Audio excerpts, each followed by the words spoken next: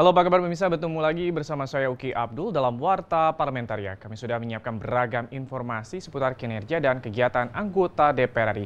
Inilah Warta Parlamentaria selengkapnya. Pemirsa, Komisi 4 DPR RI menolak keras kebijakan impor garam yang akan dilakukan Kementerian Perdagangan tanpa rekomendasi dari Kementerian Kelautan dan Perikanan sebesar 3,7 juta ton. Komisi 4 DPR mendesak Kementerian Kelautan dan Perikanan untuk berkomitmen dalam mengembangkan dan memperbaiki potensi produksi garam dalam negeri.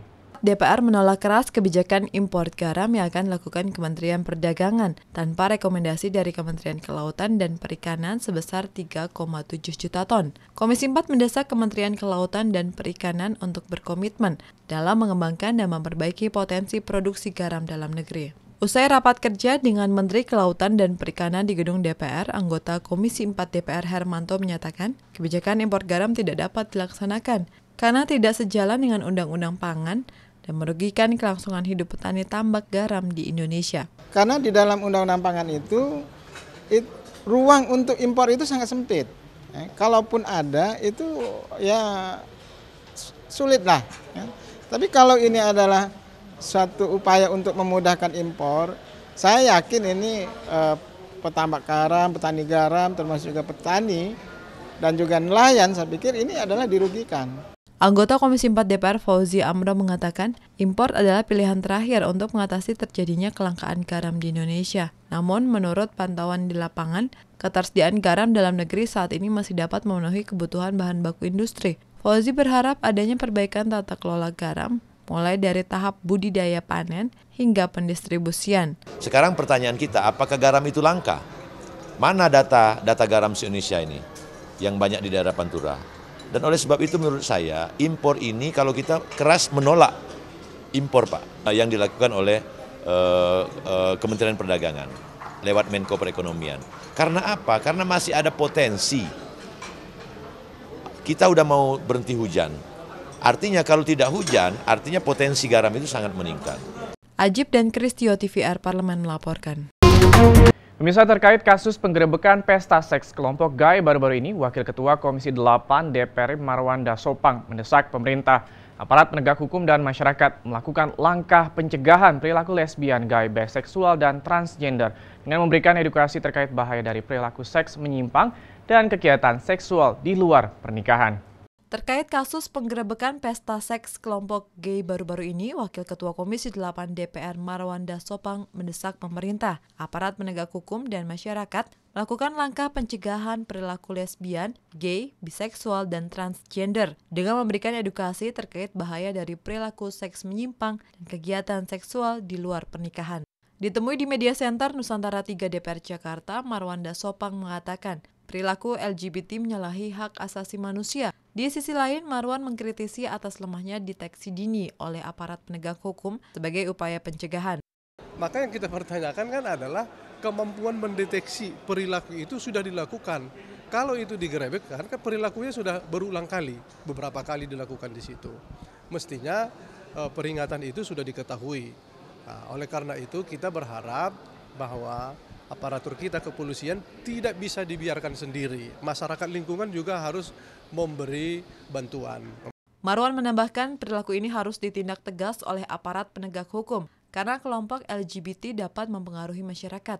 Untuk itu Marwan juga mendorong DPR dan pemerintah segera menyelesaikan undang-undang penghapusan kekerasan seksual agar perangkat hukum juga memadai dalam upaya meminimalisasi perilaku LGBT. Kalau katanya itu tidak bisa ditindak dengan undang-undang hukum pidana, sebetulnya bisa ditindak melalui undang-undang perkawinan dan undang-undang anak dan lain-lain. Sebetulnya perangkat hukumnya bisa. Banyak hal yang bisa menjerat mereka undang-undang itu.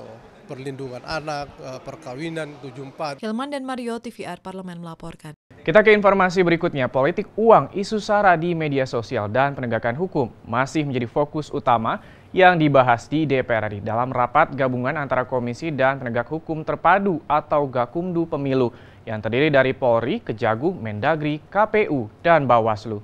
Politik uang, isu SARA di media sosial, dan penegakan hukum masih menjadi fokus utama yang dibahas DPR RI dalam rapat gabungan antar komisi dan penegakan hukum terpadu atau Gakumdu Pemilu yang terdiri dari Polri, Kejagung, Mendagri, KPU, dan Bawaslu. Ketua Komisi 2 DPR Zainuddin Amali yang ditemui di Gedung Nusantara 3 DPR Senayan Jakarta baru-baru ini mengatakan, dalam pelaksanaan pilkada serentak, ada beberapa poin penting yang harus diperhatikan. Di antaranya maraknya penggunaan politik uang, SARA, dan informasi hoaks di media sosial. Poin penting yang akan kita bahas adalah pertama tentang penggunaan maraknya politik uang, isu SARA, medsos. Tapi ada satu hal yang juga menjadi penting adalah kecenderungan penggunaan aparat hukum dalam kontestasi, melibatkan aparat hukum dalam kontestasi. Nah, saya kira itu tidaklah baik buat perkembangan demokrasi kita karena Selain itu, Zainuddin Amali mengatakan rapat gabungan Polri, KPK, Jaksa Agung, dan Mendagri bertujuan untuk membahas permasalahan penegakan hukum, sehingga tidak ada penyalahgunaan wewenang dan merusak kontestasi saat kompetisi pilkada berlangsung. Jangan sampai kontestasi ini juga melibatkan menyeret-nyeret penegak hukum gitu loh. Jadi biarlah berkontestasi, berkompetisi dengan sehat sebagaimana layaknya sebuah proses demokrasi. Kalau toh juga ada masalah nanti setelah itu aja. Zikri dan Tegar, TVR Parlemen melaporkan. Wakil Ketua DPR Bidang Korpolkam Fadlizon mengatakan Indonesia mendukung penuh Qatar dalam menghadapi blokade yang diberlakukan oleh Arab Saudi, Uni Emirat Arab, dan Bahrain. Saat melakukan kunjungan resmi ke Qatar, Fadlizon mengatakan solusi terbaik untuk mengatasi blokade adalah melalui dialog konstruktif dengan Arab Saudi. Karena Qatar, Arab Saudi, dan negara-negara Teluk lainnya merupakan negara sahabat bagi Indonesia.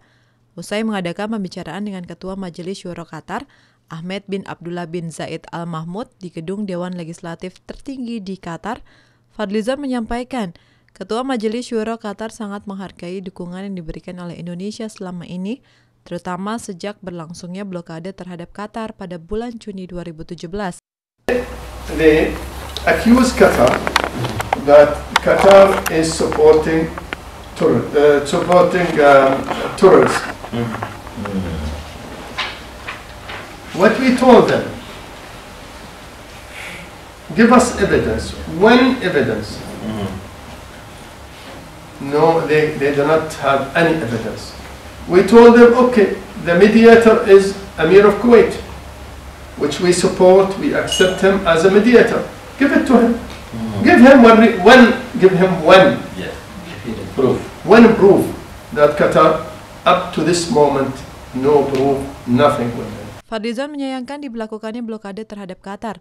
Untuk itu Indonesia akan tetap mendukung dan mendorong tercapainya penyelesaian blokade melalui dialog konstruktif antara Qatar dengan negara-negara yang bertikai. Ya, tentu ini adalah sebuah keadaan yang memprihatinkan ya bagi Qatar, diblokade oleh sesama negara-negara Teluk yang merupakan negara-negara sahabatnya sebenarnya. Jadi kita karena mempunyai hubungan yang baik juga dengan Qatar, tentu berharap keadaan ini bisa segera pulih, apalagi antara negara-negara Teluk, negara-negara Islam ya, bisa berdamai gitu ya, dan tidak saling melakukan blokade yang meningkatkan ketegangan di antara beberapa negara yang ada. Dalam lawatannya ke Qatar, Wakil Ketua DPR Fadlizon didampingi oleh beberapa anggota Dewan Muhammad Muzani, Oo Sutisna, dan Bim Benjamin, serta Kartika Yudisti. Turut mendampingi Duta Besar Indonesia untuk Qatar, Muhammad Basri Sidahabi. Dari Doha, Qatar, Ahmad Sudirwan, TVR Parlemen melaporkan. Jangan kemana-mana pemirsa, karena kami masih memiliki banyak informasi lain dalam Warta Parlamentaria. Di antaranya datang dari Komisi 7 DPR RI yang menginginkan sumber energi baru terbarukan dominasi program 35.000 MW setelah jeda berikut ini.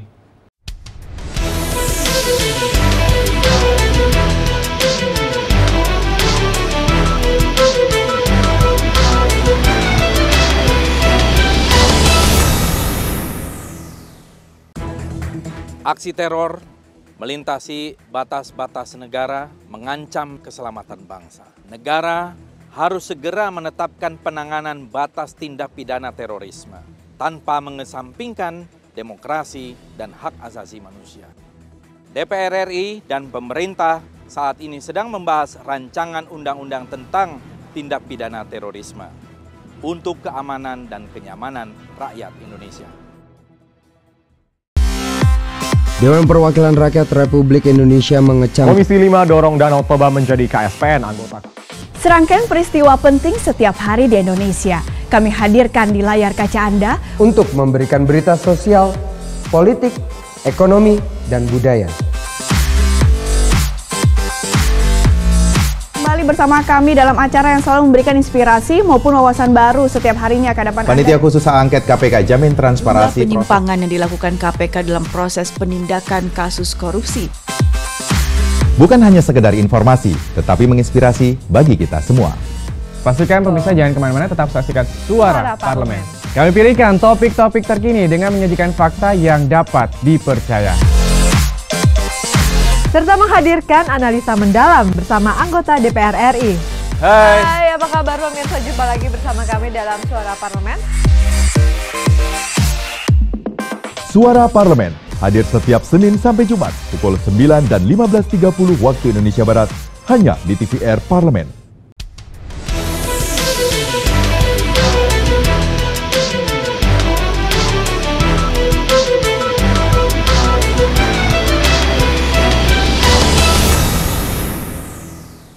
Pemirsa, Komisi 7 DPR RI meminta pemerintah melakukan langkah strategis terkait terbatasnya sumber energi fosil dan mendorong sumber energi baru terbarukan dalam proyek pembangkit listrik 35.000 MW.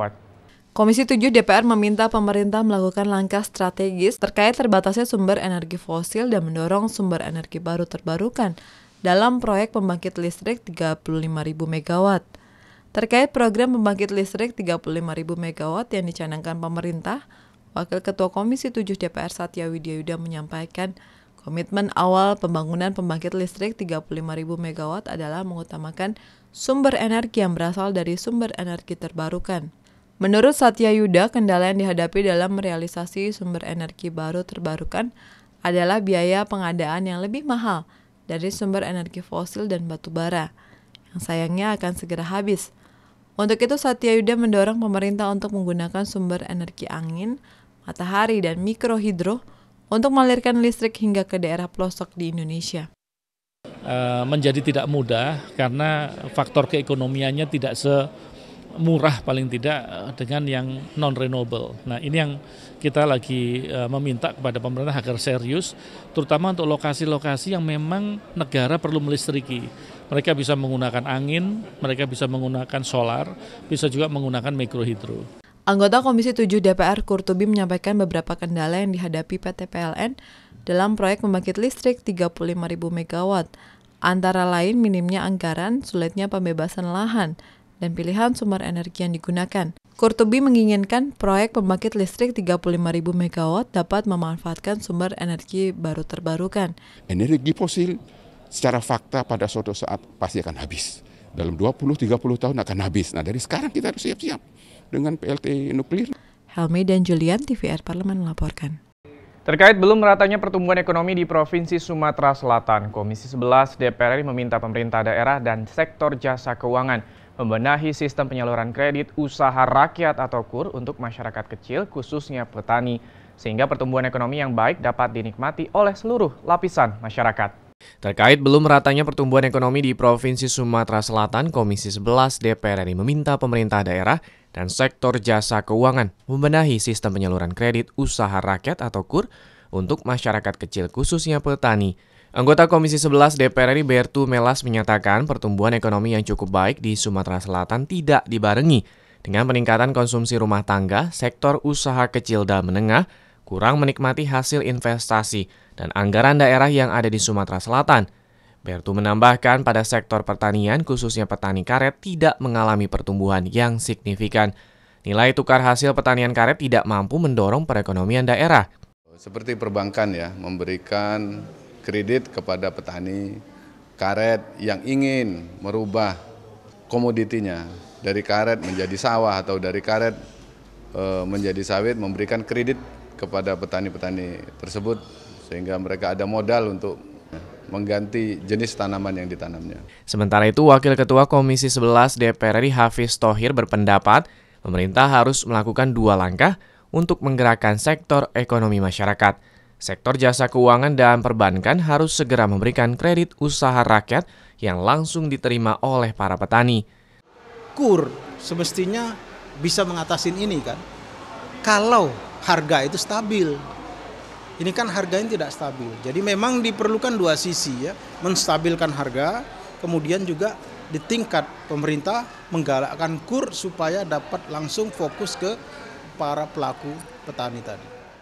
Dari Provinsi Sumatera Selatan, Hilman Hidayat, TVR Parlemen, melaporkan. Pemirsa, terkait keputusan Parlemen Uni Eropa yang menghapuskan crude palm oil atau CPO dari daftar bahan bakar terbarukan di tahun 2021, Komisi 4 DPR RI mendesak pemerintah melakukan diplomasi dan menyiapkan langkah preventif untuk mengantisipasi penurunan nilai ekspor sawit Indonesia.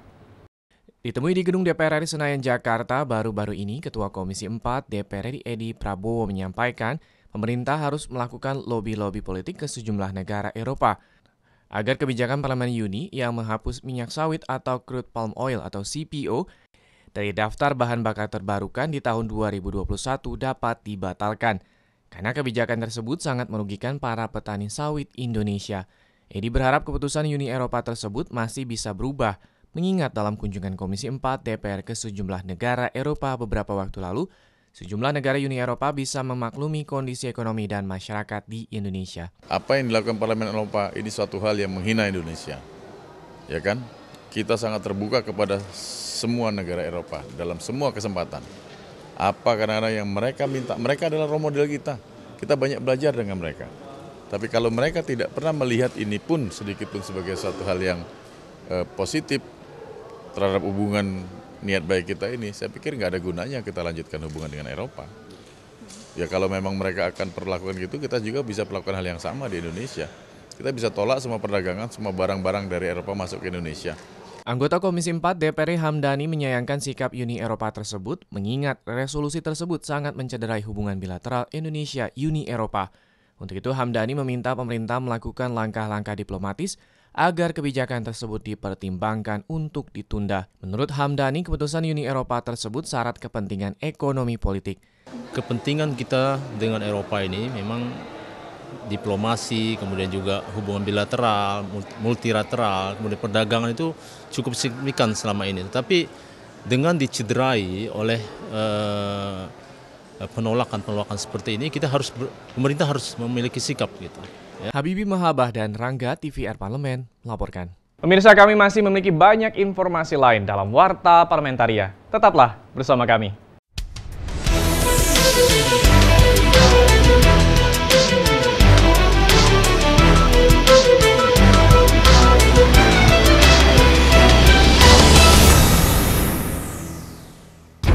Dampak alkohol bagi kehidupan kita, bagi tubuh kita, dan juga bagi kehidupan sosial juga tidak baik.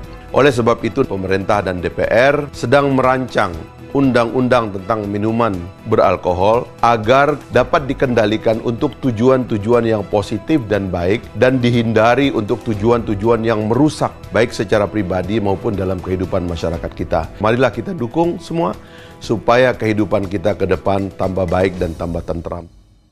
Tugas dan fungsi DPR sangat penting bagi negeri ini sebagai pengemban amanat rakyat. Namun tidak banyak yang tahu apa saja fungsi dan tugas DPR. DPR mempunyai 3 fungsi pokok, yaitu legislasi, anggaran, dan pengawasan. Ketiga fungsi tersebut harus dilaksanakan dalam kerangka representasi yang mengedepankan kepentingan rakyat berdasarkan aspirasi masyarakat dan juga untuk mendukung diplomasi, upaya pemerintah dalam melaksanakan politik luar negeri sesuai dengan ketentuan peraturan perundang-undangan. Dari fungsi legislasi, DPR mempunyai tugas dan wewenang menyusun program legislasi nasional Prolegnas bersama dengan pemerintah, menyusun dan membahas rancangan undang-undang, menerima rancangan undang-undang yang diajukan oleh DPD, membahas rancangan undang-undang yang diusulkan oleh Presiden ataupun DPD, menetapkan undang-undang bersama dengan Presiden, menyetujui atau tidak menyetujui peraturan pemerintah pengganti undang-undang yang diajukan Presiden untuk ditetapkan menjadi undang-undang.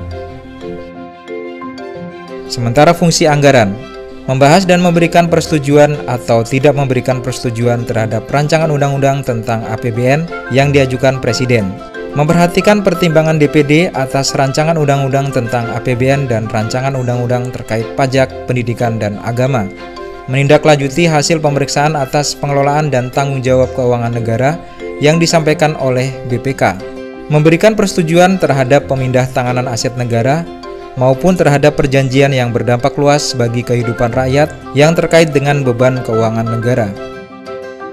Dan fungsi pengawasan, melakukan pengawasan terhadap pelaksanaan undang-undang, APBN, dan kebijakan pemerintah, membahas dan menindaklanjuti hasil pengawasan yang disampaikan oleh DPD terkait pelaksanaan undang-undang mengenai otonomi daerah, pembentukan, pemekaran dan penggabungan daerah, pengelolaan sumber daya alam dan sumber daya ekonomi lainnya, pelaksanaan APBN, pajak, pendidikan, dan agama. Selain tugas dan wewenang yang berkaitan dengan 3 fungsi pokok, DPR juga mempunyai tugas dan wewenang lain seperti: pertama, menyerap, menghimpun, menampung, dan menindaklanjuti aspirasi rakyat. Kedua, memberikan persetujuan kepada Presiden untuk menyatakan perang ataupun membuat perdamaian dengan negara lain. Mengangkat dan memberhentikan anggota Komisi Yudisial. Ketiga, memberikan pertimbangan kepada Presiden dalam hal pemberian amnesti dan abolisi, mengangkat duta besar dan menerima penempatan duta besar negara lain. Keempat, memilih anggota BPK dengan memperhatikan pertimbangan DPD. Kelima, memberikan persetujuan kepada Komisi Yudisial terkait calon Hakim Agung yang akan ditetapkan menjadi Hakim Agung oleh Presiden. Keenam, memilih 3 orang Hakim Konstitusi untuk selanjutnya diajukan ke Presiden. Terima kasih. Video ini dipersembahkan oleh TV dan Radio Parlemen, Biro Pemberitaan Parlemen, Sekretariat Jenderal DPR RI.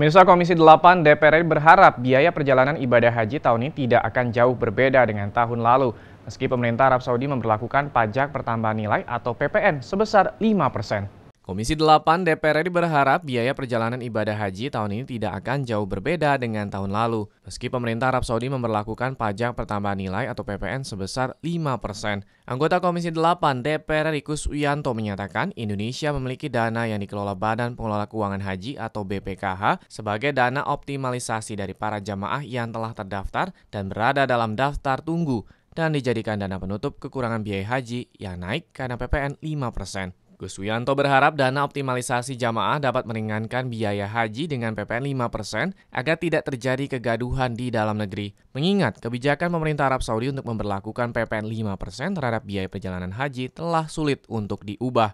Saya punya keyakinan kalau skema yang diatur dalam undang-undang itu BPKH mampu menjalankan dengan baik meskipun haji ini ada PPN-nya 5%. Mudah-mudahan tidak terlalu berpengaruh sama kenaikan biaya haji yang ada di Indonesia.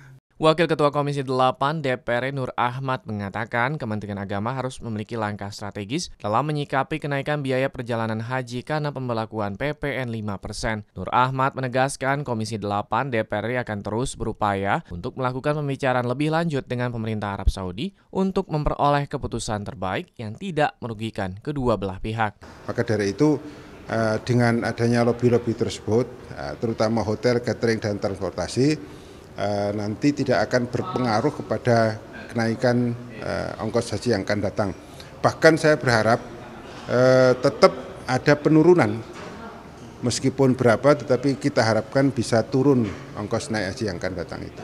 Tim Liputan TVR Parlemen melaporkan. Terkait kejadian luar biasa atau KLB penyakit difteri yang melanda sejumlah daerah di Indonesia, Komisi 9 DPR RI mendesak Kementerian Kesehatan untuk segera melaksanakan program imunisasi di seluruh daerah untuk mencegah meluasnya penularan penyakit tersebut. Wabah kejadian luar biasa atau KLB penyakit difteri yang melanda sejumlah daerah di Indonesia menjadi keprihatinan anggota Komisi 9 DPR RI saat melakukan kunjungan kerja ke Sumatera Barat baru-baru ini. Di Pulau Sumatera saja tercatat 114 kasus dengan jumlah korban meninggal 5 orang. Di Provinsi Sumatera Barat, kasus KLB difteri tercatat 32 kasus selama tahun 2017 dan 4 kasus selama tahun 2018. Ditemui saat Komisi 9 DPR mengunjungi Sumatera Barat dalam rangka meninjau pelaksanaan Outbreak Response Immunization atau ORI, yaitu pemberian vaksin atau imunisasi untuk pencegahan tertularnya penyakit difteri. Ketua Komisi 9 DPR Dede Yusuf menilai hasil pemberian vaksin di Kota Padang sudah berjalan dengan baik. Ketika di bulan Desember pemerintah sudah melakukan ORI, tentu kita ingin tahu ORI itu sampai nggak di daerah dan dilakukan atau tidak. Nah, dari hasil diskusi kita dengan berbagai stakeholder di sini, ORI khususnya untuk Sumatera Barat memang sudah biasa dilakukan karena 2015 sudah pernah ada kasus dan sekarang juga dilakukan sehingga dari 34 kasus 4 yang positif, 3 sudah pulang, 1 masih positif saat ini masih dirawat ya. Artinya apa? Artinya ORI yang dilakukan oleh kawan-kawan di Sumatera Barat ini berjalan dengan baik. Sebelumnya, pemberian vaksinasi difteri sempat menjadi pro kontra di berbagai daerah di Indonesia. Dikarenakan beberapa pihak mempertanyakan status kehalalan kandungan vaksin Bio Farma yang bahan bakunya 90% merupakan impor. Untuk itu, Kementerian Kesehatan bersama Kementerian Pendidikan dan Kementerian Agama membuat surat edaran bersama yang memuat fatwa Majelis Ulama Indonesia bahwa tidak ada bahan lain yang dapat digunakan untuk mencegah penyakit selain vaksin. Anggota Komisi 9 DPR Betty Sadik Fasadigo berharap tidak ada lagi korban yang terjangkit penyakit difteri. Sampai awal daripada Januari itu suspek difteri itu sebanyak 37 orang, tetapi yang positif ada 5 orang, di mana 1 tadi itu meninggal dan yang 3 lagi sudah sembuh dan 1 lagi masih dirawat di Rumah Sakit M. Jamil Padang. Ya. Dari Provinsi Sumatera Barat, Kristio Handoko, TVR Parlemen, melaporkan. Komisi 2 DPR RI mendorong pemerintah untuk segera menyelesaikan persoalan pertanahan atau reforma agraria yang ada di seluruh Indonesia, agar tidak menjadi polemik berkepanjangan dari waktu ke waktu. Komisi 2 DPR mendorong pemerintah untuk segera menyelesaikan persoalan pertanahan atau reforma agraria yang ada di seluruh Indonesia, agar tidak menjadi polemik berkepanjangan dari waktu ke waktu. Hal tersebut disampaikan oleh anggota Komisi 2 DPR Rambe Kamarul Zaman yang dijumpai di Gedung Nusantara DPR baru-baru ini.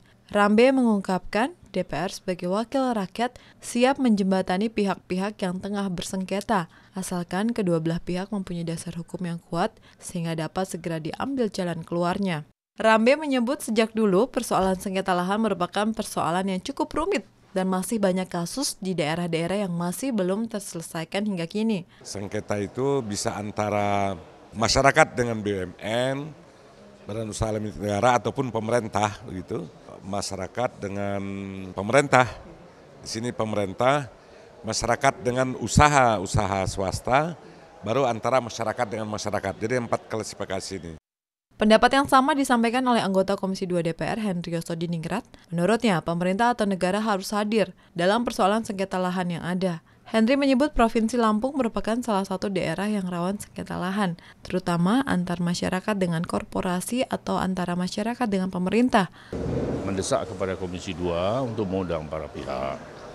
Nah, kita dengar versi masyarakat, versi AURI dan versi BPN, ya serta versi dari pemerintah DPRD seperti apa. Itu aja. Jadi saya hanya menjembatani ya sesuai dengan kewajiban saya, sesuai dengan sumpah saya sebagai anggota DPR. Oki dan Rangga, TVR Parlemen melaporkan. Pemirsa, demikianlah beragam informasi seputar aktivitas DPR RI yang sudah kami susun dalam Warta Parlamentaria. Saya Uki Abdul beserta kerabat kerja yang bertugas undur diri. Terima kasih atas perhatian Anda. Wassalam.